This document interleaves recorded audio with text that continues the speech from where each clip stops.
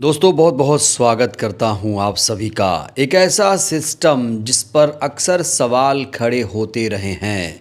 जब भी supreme court में, हाई कोर्ट में या किसी कोर्ट में जजों की नियुक्ति होती है, स्थानांतरण होता है या फिर प्रमोशन होता है, तो एक सिस्टम पर सवाल खड़े होते हैं और वो है कोलिजियम सिस्टम।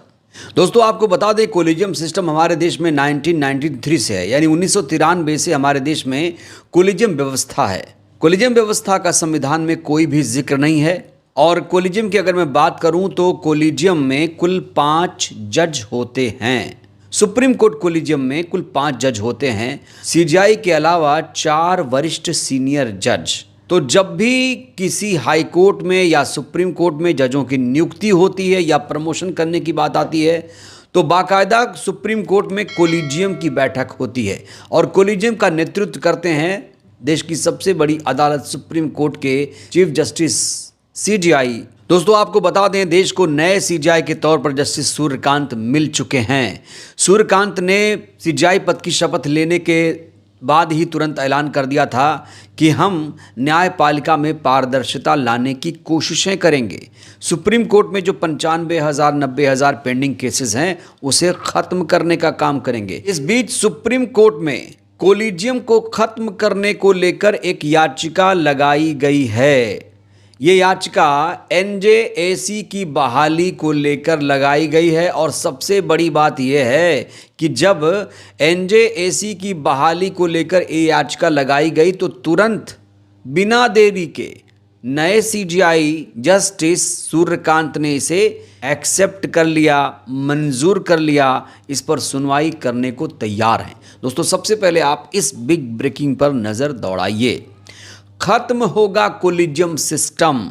सीजेआई सूर्यकांत ने जजों की नियुक्ति को लेकर दिया बड़ा संकेत।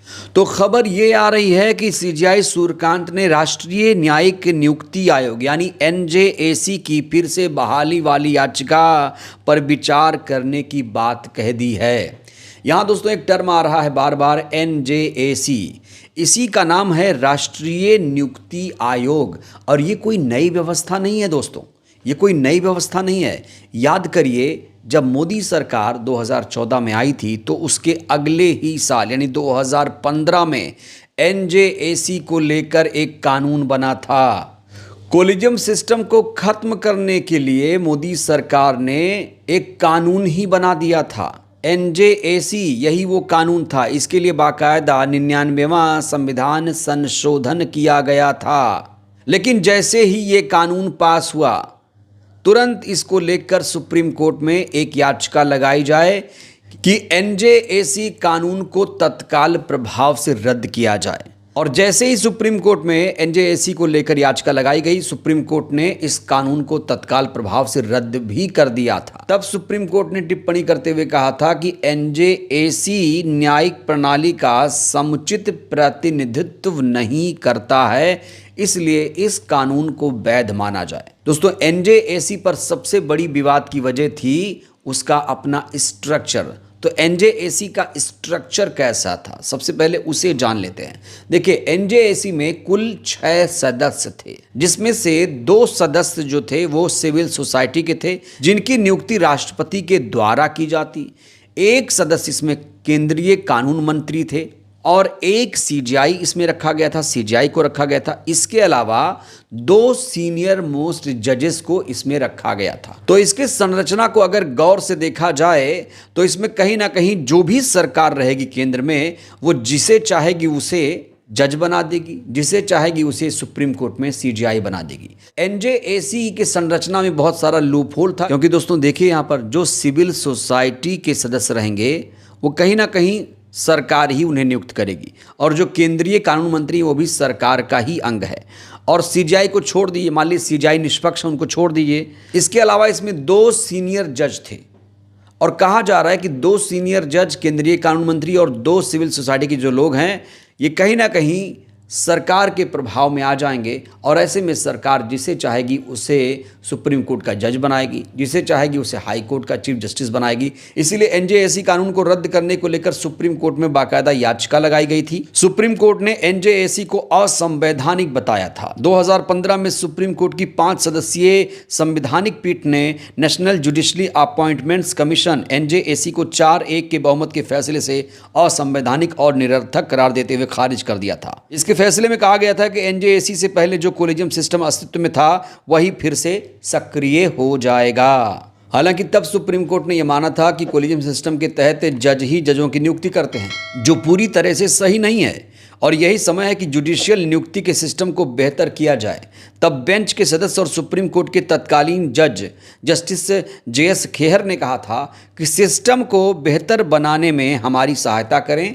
देखिए, दिमाग बहुत बढ़िया चीज़ है। जब अलग अलग सोच और पसंद आपस में मिलते हैं या उनमें टकराव होता है तो राय भी अलग अलग होते हैं। तो जिस एनजेएसी कानून को सुप्रीम कोर्ट ने 2015 में ही रद्द कर दिया था, उसे असंवैधानिक बताया था, उसी एनजेएसी की बहाली पर विचार करने की बात आखिरकार जस्टिस सूर्यकांत क्यों कर रहे हैं, ये बड़ा सवाल है।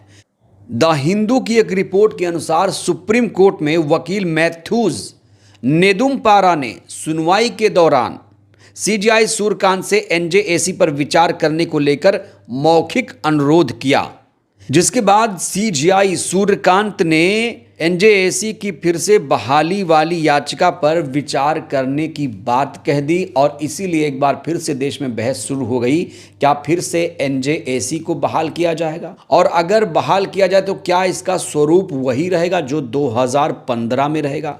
दोस्तों, आपको बता दें, जो इलेक्शन कमीशन की अभी नियुक्ति हो रही है उसके लिए भी सरकार ने कानून बनाया था। पहले इलेक्शन कमीशन की जो नियुक्ति थी उसमें नेता विपक्ष, सीजेआई और प्रधानमंत्री हुआ करते थे, 3 लोग।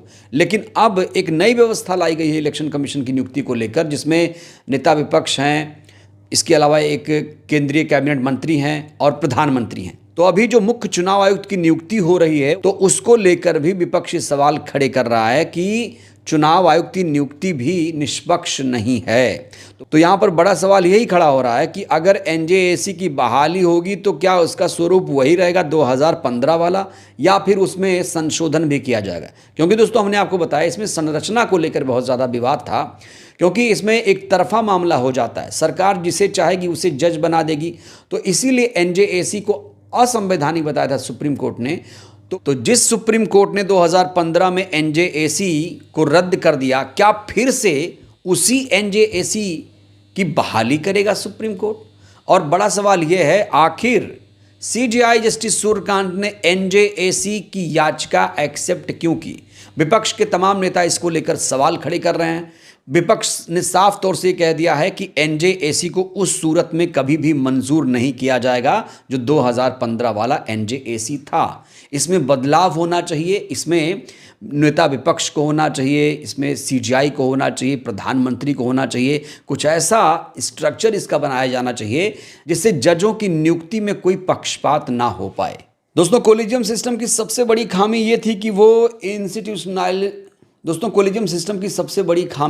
कि वो इंस्टीट्यूशनलाइज्ड नहीं था। यानी जो हमारे देश में अभी कोलेजियम सिस्टम चल रहा है वो संस्थागत नहीं है। आरोप लग रहे हैं कोलेजियम में बहुत ज़्यादा भाई भतीजावाद है। तो अगर कोलेजियम सिस्टम खत्म होगा तो इसका विकल्प क्या होना चाहिए? 2015 वाला एनजेएसी कानून या फिर नए सिरे से सरकार कोई कानून लाएगी? और अगर सरकार कोलेजियम सिस्टम की जगह कोई नया कानून लेकर आती है तो क्या विपक्ष उस पर राजी होगा? ये दोस्तों अपने आप में बड़ा सवाल है। और इससे भी बड़ा सवाल ये है, क्या एनजेएसी की सुप्रीम कोर्ट फिर से बहाली कर देगा?